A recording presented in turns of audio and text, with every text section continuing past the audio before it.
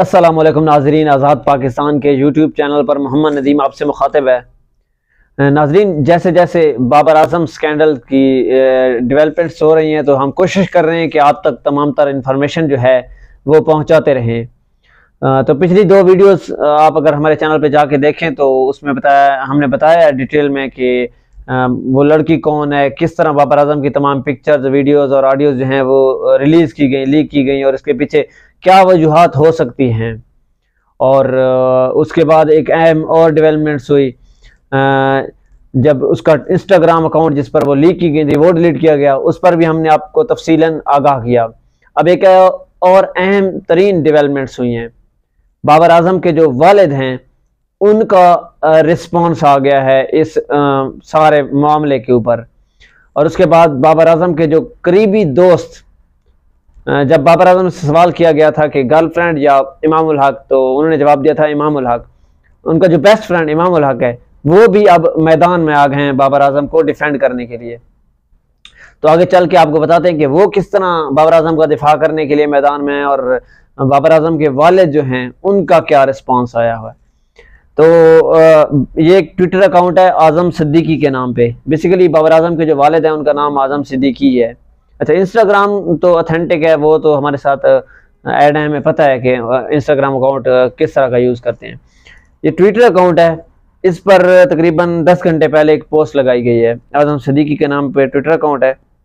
उसमें लिखा है, शाफी को अलील कौन कर सकता है, सखी को बुखील कौन कर सकता है, जिसको इज्जत देता है चाहे मेरा रब, उसको ज़माने में जलील कौन कर सकता है, पाकिस्तान जिंदाबाद। और नीचे उन्होंने बाबर आजम की और अपनी एक तस्वीर शेयर की है।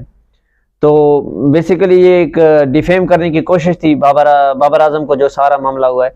तो उस पर उनका ये रद्द अमल अभी तक जो आया है। अब ये हम आपको कंफर्म नहीं बता सकते कि ये ऑफिशियल उनकी स्टेटमेंट है या किसी और का अकाउंट है।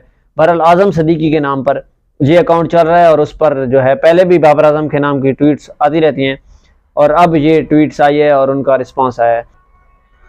अच्छा, तो वैसे हम कभी कोई अनऑथेंटिक कोशिश करते हैं चीज़ आप तक शेयर ना करें, लेकिन ये इसलिए हम शेयर कर रहे हैं कि जियो सुपर, जो कि जियो का एक चैनल है, तो उसने ये खबर शेयर की है। उसके बाद हम आप तक ये खबर पहुंचा रहे हैं, क्योंकि जियो को एक ऑथेंटिक चैनल माना जाता है, उनकी खबर जो होती है वो तस्दीक शुदा होती है।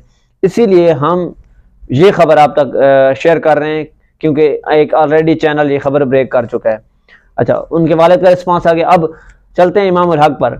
इमाम उल हक ने किस तरह बाबर आजम को डिफेंड किया और किस तरह मैदान में है। तो बेसिकली अगर आप इंस्टाग्राम पर जाएं तो आप लिखें इमाम उल हक, तो वहां पर आपको एक वेरीफाइड अकाउंट मिलेगा इमाम उल हक का, और उस पर जब प्रोफाइल देखेंगे तो वो आपको बाबर आजम की नजर आएगी।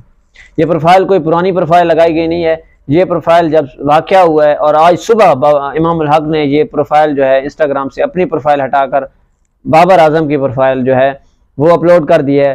तो ये एक तरीके का गेस्चर दिया जा रहा है, डिफेंड करने के लिए मैदान में आ गए हैं कि बाबर आजम जो हैं हमारे हीरो हैं, हमारे कप्तान हैं और हमारे लिए रोल मॉडल हैं, तो हम उसको डिफेंड करेंगे। तो उन्होंने अभी ऑफिशियल स्टेटमेंट तो नहीं दी, इसके ऊपर कोई बयान नहीं दिया, लेकिन वो एक गेस्चर दिया है कि बाबर आजम को हम हर लिहाज से दिफा करेंगे। और उन्होंने इंस्टाग्राम पर जो है वो बाबर आजम की प्रोफाइल अपलोड कर दी है। उसके बाद अगर ट्विटर पे जाएं तो ट्विटर पर अगर इमाम उल हक सर्च करें तो वहाँ पर भी आपको इमाम उल हक के अलावा बावजूद बाबर आजम की जो है प्रोफाइल नज़र आएगी इमाम उल हक के डीपी पर।